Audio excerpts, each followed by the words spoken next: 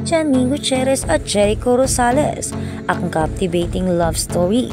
Kung bago ka lang sa channel na ito, huwag kalimutang mag-like, share, comment, and subscribe. At huwag kalimutang pindutin ang notification bell icon para maging updated ka sa bawat upload nating video.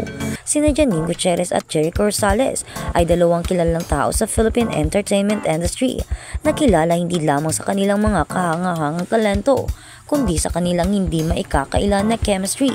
Bilang mga artista, pareho silang naaakit ng mga manonood sa kanilang mga pagtatanghal. Ngunit ang kanilang relasyon sa labas ng screen ang nakakuha ng makabuluhang atensyon at pagmamahal mula sa kanilang mga tagahanga. Ang pinaka-espesyal sa kanilang relasyon ay kung paano nila hayagang ipinapahayag ang kanilang paghanga sa isa't isa. Pinapahalaga ni Janine ang kabaitan sa pag-unawa ni Jericho, habang si Jericho naman ay madalas na nagsasalita tungkol sa mga talento at determinasyon ni Janine.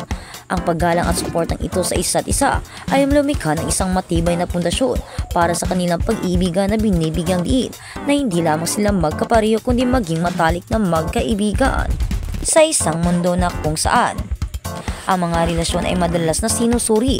Janine Gutierrez at Jericho Rosales ay nagpapakita ng isang halimbawa kung paano ang pag-ibig ay maaaring maging nurturing at supportive.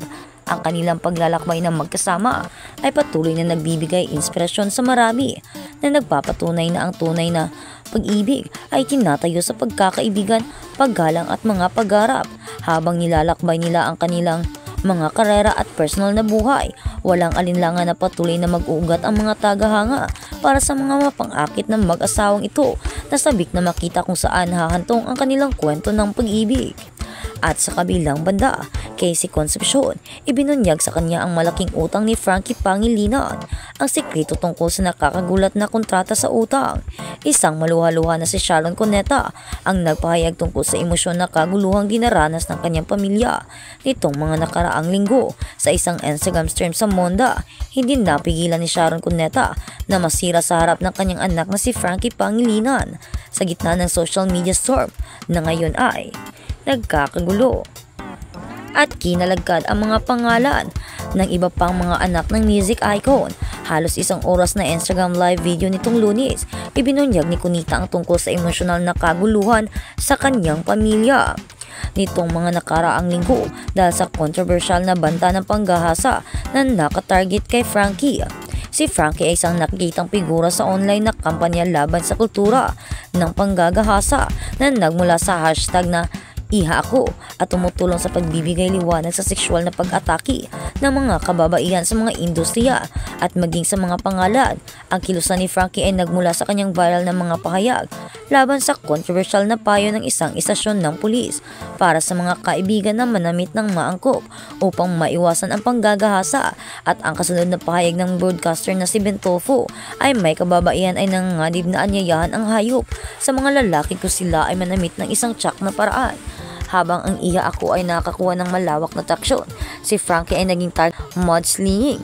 Bukod sa banta ng panggagahasa na ngayon ay iniimbestigahan ng mga otoridad, particular na sa masakit para kay Cuneta. Bilang ina, ang mga komentong malasisyong kinumpara si Frankie sa kanyang half-sister ang Casey Concepcion. Si Casey anak ni Cuneta sa kanyang dating asawang si Gabby Concepcion. May 3 anak na ang mga awit sa kanyang asawang si Senator Francis Pangilinan, kabilang na si Frankie. Nasa kaliknit na si Cuneta ng kanyang Instagram stream na pumasok si Frankie sa kanyang sleeve. Sa sandaling iyon, nasira si Cuneta. Ganoon kasama ang tao, she said, referring to the harsh words thrown at Frankie and her siblings. I'm so sorry honey, hindi mo deserve yon. At sa huli, hindi yun ang mahalaga.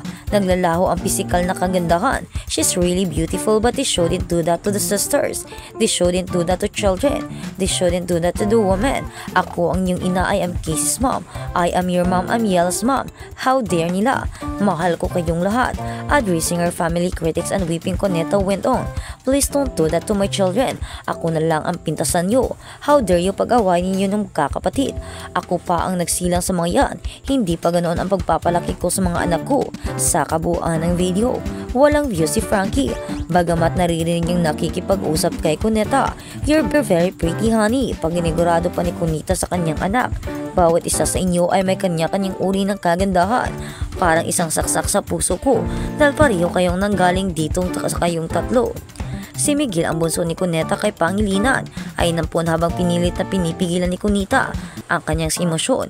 Sinabi niya sa kanyang mga manonood na ito ang matigas na ulo na si Frankie. Sa katunayan, ang kanyang pinagmula ng lakas. Tingnan mo kung gaano kahirap para sa akin. Tingnan mo anak kung ba ang maumaalyo sa akin. Bakit ang sama mo?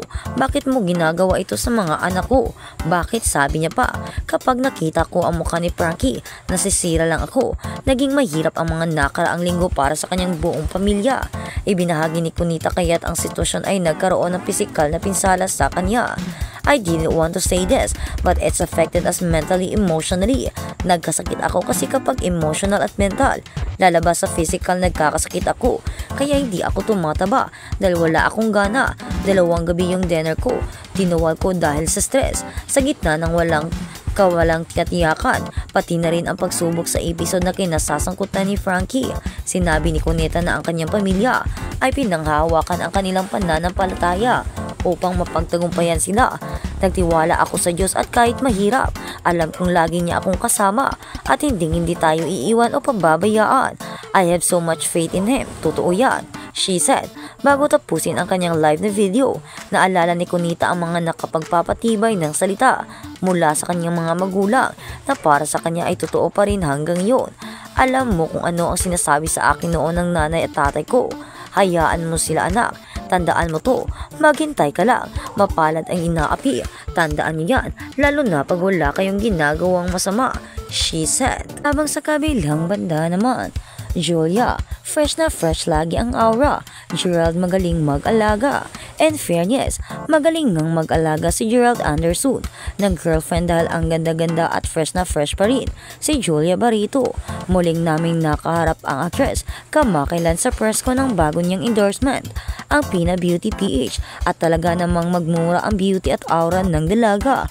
Kahit nga super busy sa kaliwat ka ng trabaho bilang artist, model at influencer, ay napapanatili pa rin ng dalaga ang kanyang fresh aura at balingkinitang katawan.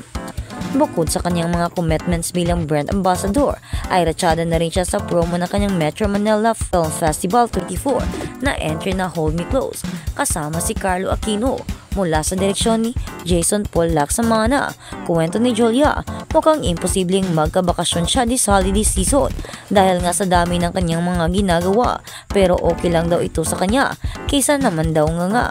Samantala, ipinakilala nga si Julia recently bilang pinakabagong mukha ng Pina Beauty PH. Perfect na perfect nga raw si Julia sa kanilang mga produkto ayon pa sa Pina executives.